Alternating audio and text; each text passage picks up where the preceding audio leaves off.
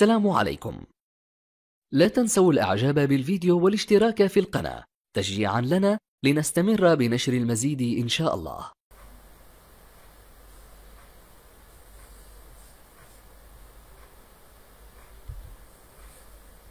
Les appareils de mesure servent à déterminer les grandeurs électriques réelles d'un circuit ou de sections d'un circuit. Différents types d'appareils de mesure sont nécessaires pour déterminer les états électriques d'un circuit. La mesure de la tension nécessite un voltmètre, celle de l'intensité un ampèremètre et celle de la résistance un ohmmètre. Ces appareils sont toutefois cantonnés à un seul type de mesure et ne s'avèrent donc pas toujours très pratiques. C'est pourquoi on trouve également les appareils multifonctions, également appelés multimètres. Ils permettent de mesurer la tension, l'intensité et la résistance dans différentes plages. Ils se distinguent par le type d'afficheur utilisé. Appareil avec afficheur numérique. La mesure est convertie, puis affichée sous forme de chiffres. Appareil avec afficheur analogique. La mesure est indiquée par une aiguille qui se déplace sur un cadran. En atelier, on utilise généralement le banc diagnostique numérique VAS 5051. Outre les fonctions classiques d'un multimètre numérique, il permet d'effectuer des mesures spécifiques, notamment au niveau de l'allumage, grâce à un oscilloscope numérique. Les oscilloscopes retracent l'évolution de la tension mesurée dans le temps. Cet appareil permet en outre de lancer les programmes de dépannage automobile les plus variés. Mesurons, à l'aide d'un multimètre, l'ampleur de la tension au niveau du consommateur de ce circuit schématique. Nous n'avons pas besoin de modifier le circuit électrique, car l'appareil doit être monté en parallèle pour les mesures de tension. Commençons par accorder les cordons de mesure à l'appareil. Puisque nous mesurons une tension continue, le cordon rouge est branché sur la prise positive, volt, ohm, milliampères. Le cordon noir est branché sur la prise COM commune de l'appareil. Nous réglons alors le contacteur multifonction sur le mode tension continue. Nous plaçons la pointe de mesure rouge sur le point de mesure positif et la pointe noire sur le point de mesure négatif. N'oublions pas que la mesure de la tension est soumise à la polarité. Nous allumons ensuite le multimètre. Nous pouvons alors relever la valeur mesurée sur l'afficheur, en l'occurrence 12 volts. Nous pouvons maintenant retirer les cordons de mesure. Pour terminer la mesure de la tension, éteignons l'appareil. Une fois la série de mesures terminée, nous devons systématiquement régler le multimètre sur la plage de tension alternative la plus élevée, afin d'éviter tout risque d'erreur de manipulation lors de la prochaine utilisation. Il s'agit maintenant de mesurer l'intensité de ce circuit schématique avec un multimètre. La mesure de l'intensité nécessite d'abord de mettre le circuit concerné hors tension. Nous pouvons ensuite l'ouvrir en un point pour monter notre appareil de mesure en série. L'étape suivante consiste à raccorder les cordons de mesure à l'appareil. Nous ignorons l'ordre de grandeur de ce courant continu. Nous insérons donc le cordon rouge dans la prise correspondante à la plage maximale de 10 ampères. Le cordon noir est branché sur la prise COM commune de l'appareil.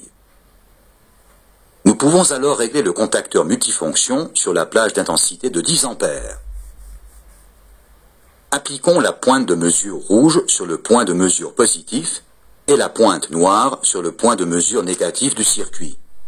Nous allumons ensuite le multimètre. Nous pouvons alors fermer le circuit électrique, puis relever la valeur mesurée sur l'afficheur. Celle-ci est de 0,12 ampères. La première valeur mesurée permet d'évaluer la plage de mesure nécessaire pour effectuer un relevé plus précis. Il s'agit en l'occurrence de la plage 200 mA. Nous devons donc modifier le raccordement de l'appareil de mesure. Pour cela, nous mettons d'abord naturellement le circuit hors tension.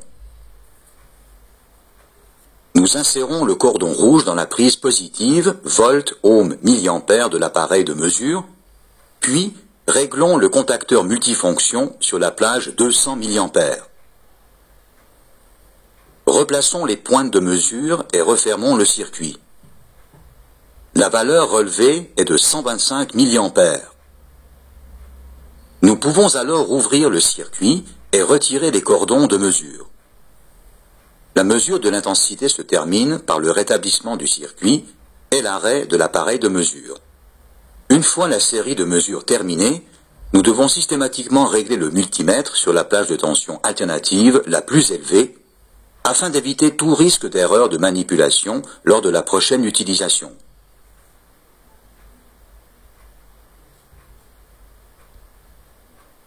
Nous allons mesurer la résistance d'un consommateur avec un multimètre. Le composant doit être mis hors tension pour mesurer sa résistance. En l'occurrence, nous devons isoler notre ampoule de son circuit d'alimentation. L'étape suivante consiste à raccorder les cordons de mesure à l'appareil. Comme nous mesurons une résistance, le cordon rouge est branché sur la prise positive, volt, ohm, milliampère du multimètre. Le cordon noir est branché sur la prise COM commune. Nous réglons alors le contacteur multifonction sur le mode résistance. Appliquons maintenant les pointes de mesure sur les points de raccordement de la lampe. Le composant n'étant pas polarisé, nous n'avons pas besoin de respecter la polarité. Nous allumons le multimètre pour relever la valeur sur l'afficheur. Nous pouvons alors retirer les cordons de mesure et rétablir le courant dans le circuit. Pour terminer la mesure de la résistance, éteignons l'appareil. Une fois la série de mesures terminée, nous devons systématiquement régler le multimètre sur la plage de tension alternative la plus élevée afin d'éviter tout risque d'erreur de manipulation lors de la prochaine utilisation. Tout utilisateur d'appareil de mesure doit savoir que les valeurs relevées ne correspondent pas à 100% aux valeurs réelles. Tous les résultats comportent une erreur d'importance variable.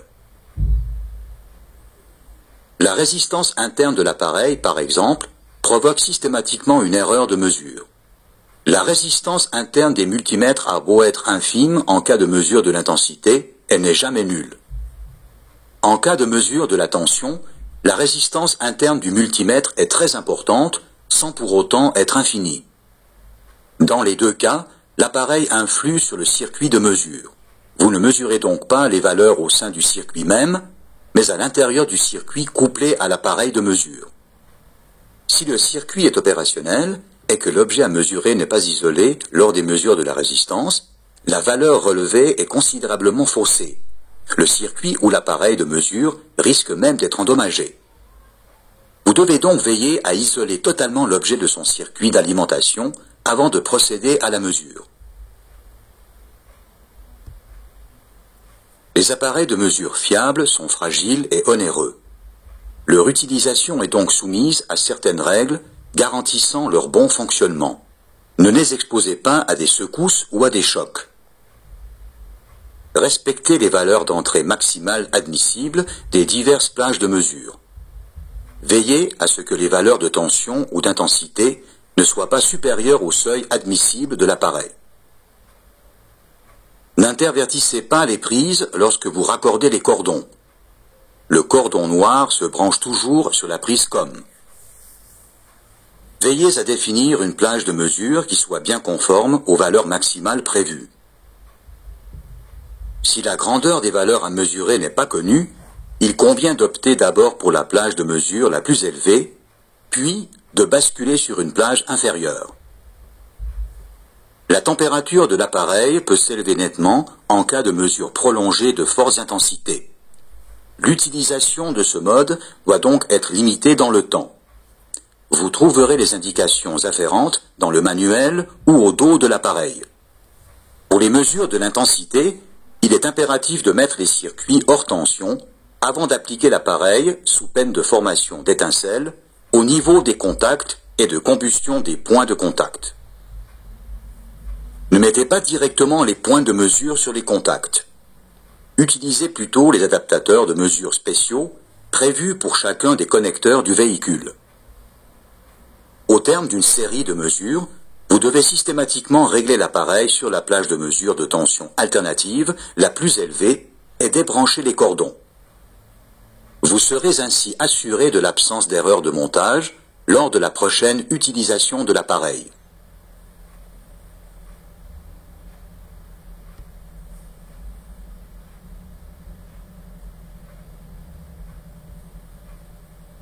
Cet appareil analogique est un multimètre. Il offre divers types et plages de mesure, sélectionnés au cas par le biais d'un sélecteur de gamme. Cette plage permet de mesurer des tensions alternatives jusqu'à 1000 volts. Cette plage est dédiée à la mesure de tension continue.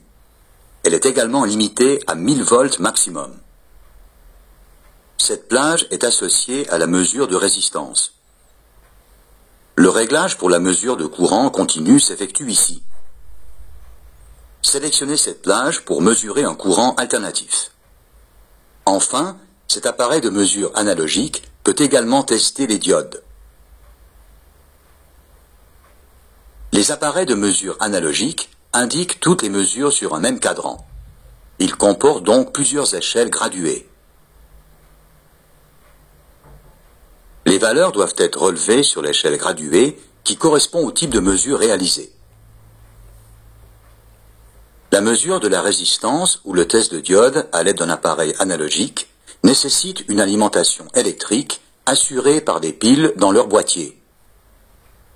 Des piles déchargées peuvent fausser la mesure en raison d'une alimentation insuffisante. Les prises de raccordement des cordons de mesure se trouvent sur le côté. Nous y reviendrons en détail dans la page suivante. Les raccords prévus pour les cordons de mesure sont situés sur le côté du multimètre. Ces prises sont au nombre de 3. La première, appelée prise COM, est commune à tous les types de mesures. Elle est raccordée au cordon négatif pour les mesures de tension et de courant continu. Elle accueille systématiquement le cordon noir. Voici la prise 10 ampères. Elle sert exclusivement à mesurer de fortes intensités jusqu'à 10 ampères. Pour ces mesures, le cordon de mesure rouge, c'est-à-dire positif, est raccordé ici. Cette plage est dépourvue de fusibles. Elle est réservée aux mesures de courte durée, faute de quoi l'appareil pourrait subir une surchauffe préjudiciable. Veillez impérativement à régler la plage de mesure sur 10 ampères pour ce type de mesure de l'intensité. La prise positive de l'appareil se trouve au milieu. Elle sert à raccorder le cordon de mesure rouge, quel que soit le type de mesure, à l'exception des mesures 10 ampères. La plage de mesure limitée à 1 ampère est associée à un fusible de faible intensité qui évite les surcharges. Si la mesure ne s'affiche pas, il faut contrôler le fusible et le remplacer le cas échéant. Le couvercle du compartiment des piles accueille un fusible de rechange.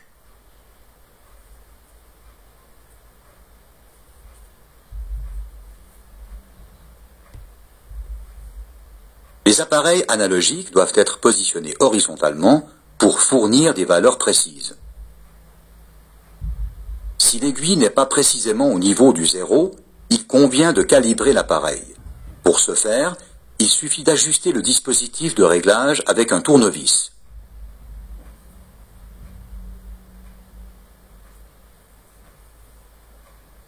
Les systèmes de mesure sont dotés d'un amortissement mécanique prévenant l'endommagement des appareils. Ils n'indiquent pas immédiatement la mesure dès le début de l'opération, mais tendent lentement vers la valeur mesurée.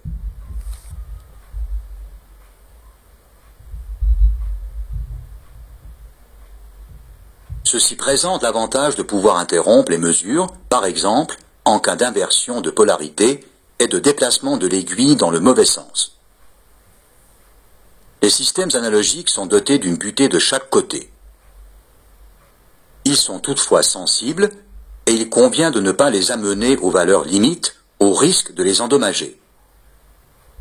C'est la raison pour laquelle il faut d'abord utiliser la plage de mesure la plus élevée si l'ordre de grandeur de la valeur est inconnu. Il convient ensuite de sélectionner des plages plus précises jusqu'à obtention d'un relevé convenable.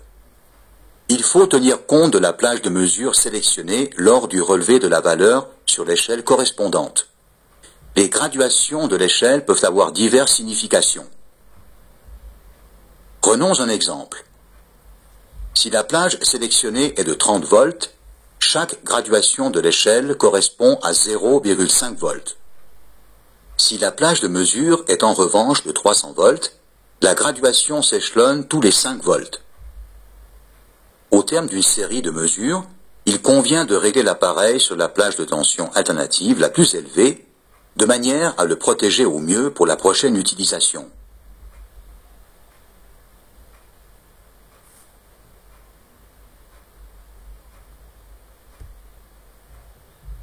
Les appareils ne sont pas précis à 100%. Ils comportent tous une marge d'erreur plus ou moins importante. Celle-ci est indiquée sur les instruments analogiques. La marge est généralement de l'ordre de 1 à 3% selon la classe de produit. La marge renvoie systématiquement à l'extrémité de l'échelle. Une marge de 1,5% signifie que la probabilité d'erreur est de plus ou moins 1,5% lorsque l'aiguille est embutée, c'est-à-dire à 100 volts dans cet exemple. La valeur réelle est donc située dans une plage de 98,5 à 101,5 volts. La fourchette est donc de 3 volts, ce qui semble peu de prime abord. Mais si la tension mesurée est de l'ordre de 10 volts, la marge de fluctuation reste de 3 volts. Cela signifie que la valeur réelle s'échelonne entre 8,5 et 11,5 volts. La marge d'erreur de l'appareil semble alors beaucoup plus importante. C'est pourquoi il convient, avec les appareils analogiques, de sélectionner la plage de mesure de sorte que la valeur soit systématiquement située dans le tiers supérieur de l'échelle.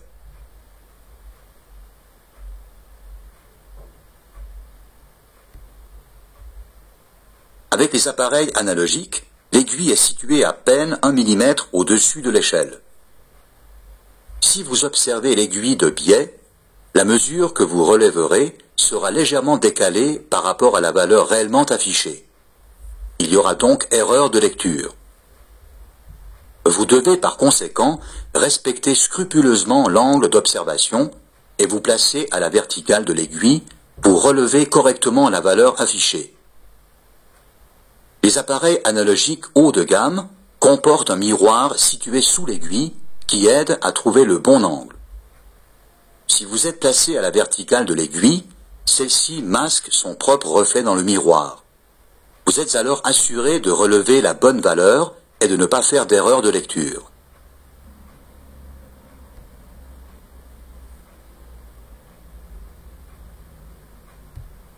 Les appareils de mesure numérique convertissent les mesures électroniques en valeurs numériques. Celles-ci apparaissent sur l'afficheur ADEL sous forme de chiffres. Les appareils de mesure numérique nécessitent une alimentation électrique assurée par des piles. L'appareil signale automatiquement si le niveau de charge des piles est trop faible pour assurer un fonctionnement correct. Ce multimètre offre divers types et plages de mesure, sélectionnés au cas par cas grâce à un contacteur multifonction. Ce multimètre numérique permet de mesurer des tensions alternatives et continue jusqu'à 600 volts. Pour mesurer une résistance, le contacteur multifonction doit être amené dans cette position. Cet appareil peut en outre tester la continuité, ainsi que des diodes.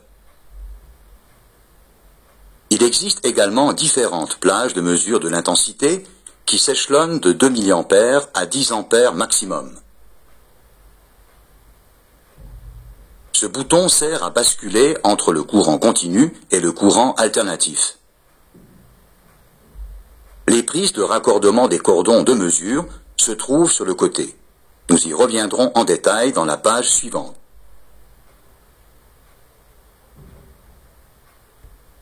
Les raccords des cordons de mesure se trouvent sur le côté du multimètre numérique. Ces prises sont au nombre de 3.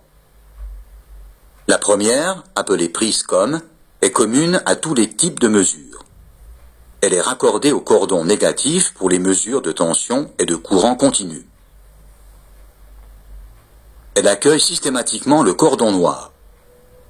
Voici la prise 10 ampères.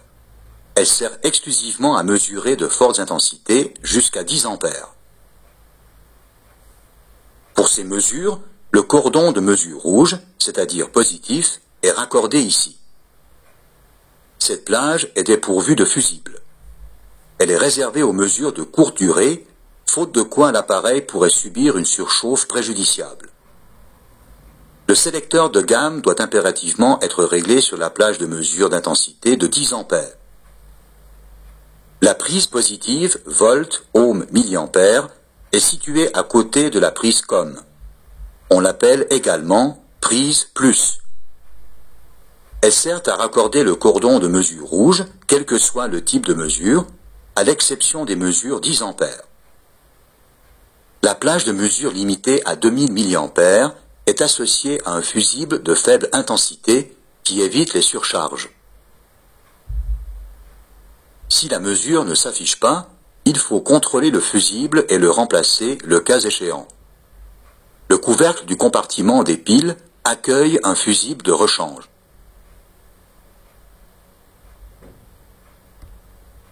Nous allons maintenant aborder les principales fonctionnalités des multimètres numériques.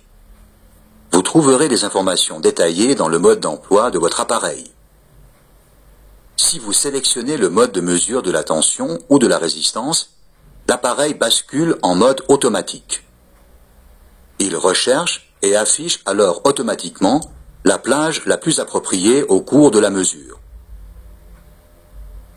Pour effectuer la mesure en mode manuel, il convient d'appuyer sur la touche Auto manuel.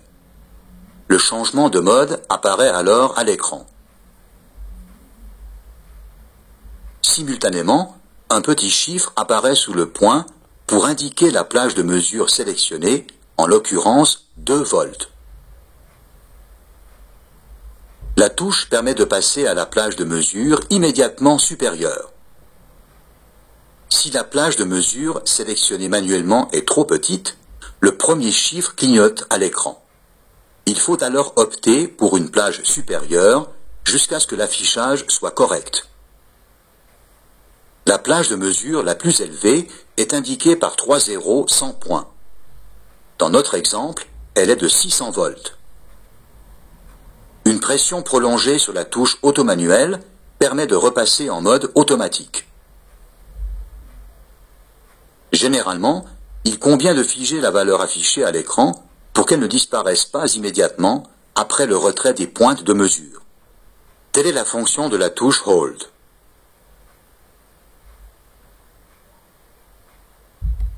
شكرا على المشاهدة. إن أعجبك الفيديو سجل إعجابك ولا تبخل باقتراحاتك للفيديوهات القادمة، كما لا تنسى الاشتراك في القناة لتصلك فيديوهاتنا اليومية.